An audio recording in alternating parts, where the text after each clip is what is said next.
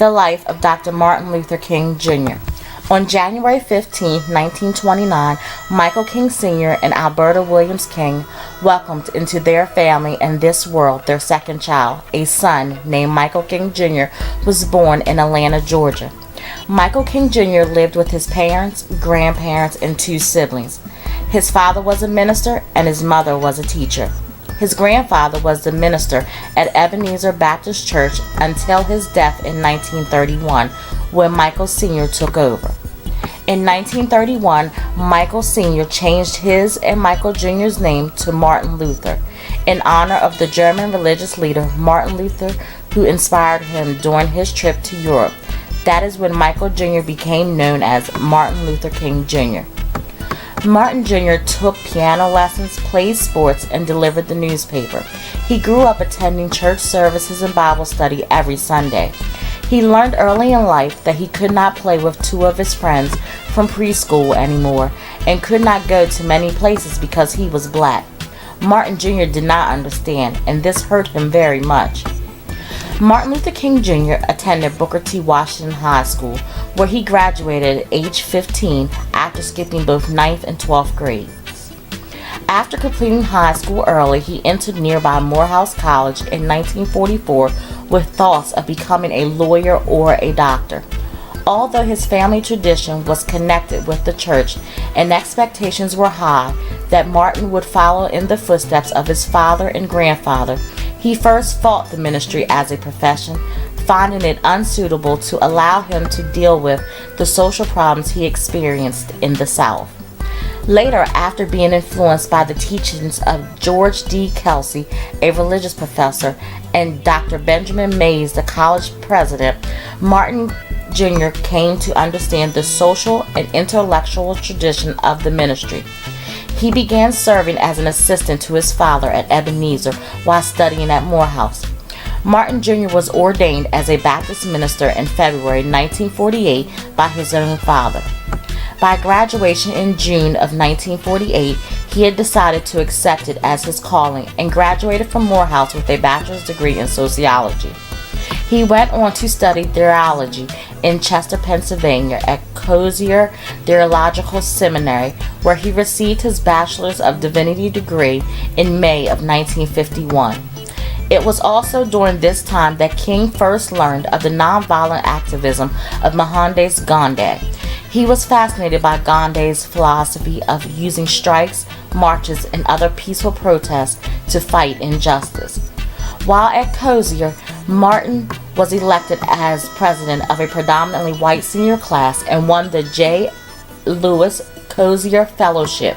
He used this fellowship to begin his doctorate degree in systematic theology at Boston University. Martin met Coretta Scott, an aspiring singer and musician, while studying at Boston University. The two were married on June 18, 1953 in Marion, Alabama, at Coretta's family home by Reverend Martin Sr. The following year, while still working on his dissertation, King became pastor of the Dexter Avenue Baptist Church of Montgomery, Alabama. During his sermons, he encouraged his congregation to vote and take part in the political life of their community. Martin Jr. encouraged them to join the nation's leading civil rights group, the National Association for the Advancement of Colored People, better known as the NAACP. Martin Jr. completed his dissertation and received his doctorate degree in systematic theology on June 5, 1955, at the age of 26. The King family had been living in Montgomery, Alabama for less than a year when the highly segregated city became the headquarters of the growing struggle for civil rights in America. Dr. King was an important figure in the civil rights movement. He was elected president of the Montgomery Improvement Association, the organization which was responsible for the successful Montgomery bus boycott from 1955 to 1956. Dr. King led these protests and gave speeches against the unfair bus laws for black people. On June 30th, 1956, Dr. King's home was bombed in hope of scaring him enough to end the boycott. No one was hurt and the boycott continued.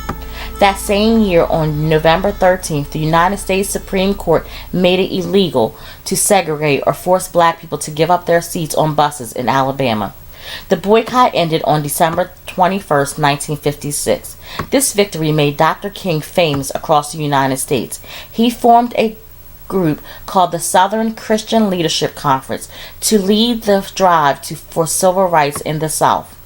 In 1959, Dr. King traveled to India for a month to meet Gandhi's followers and was further inspired by their determination to end injustice.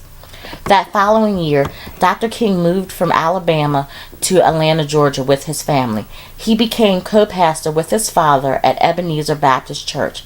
He continued to organize sit-ins and other forms of nonviolent protests. In 1963, the Southern Christian Leadership Conference and Dr. King started protesting in Birmingham, Alabama. Dr. King was arrested for these protests, but the protests continued. These events caused President John F. Kennedy to propose legislation outlawing segregation in public facilities. The biggest march of all was on August 28, 1963 in Washington, D.C., when Dr. King gave his I Have a Dream speech on the steps of the Lincoln Memorial. Congress passed the Civil Rights Act of 1964, which outlawed discrimination in workplace, schools, and in public places. Dr. King won the Nobel Peace Prize at the age of 35 for his practice of nonviolent protest on December 10, 1964. He continued to lead the fight for civil rights. He led peaceful fights in Selma, Alabama for unfair voting rules, in Chicago for segregation in housing, and in New York City he spoke out against the involvement in the Vietnam War. On April 3, 1968, Dr. King went to Memphis, Tennessee to support the sanitation workers on strike for fair wages and work conditions. The next day, while relaxing on the balcony of his Memphis motel, Dr. Martin Luther King Jr. was shot and killed at the age of 39, leaving behind a wife and 4 children. The marker on his grave reads, "I'm free at last." In 1986, the third Monday in January became a national holiday to celebrate the life of Dr. Martin Luther King Jr., a powerful man of peace.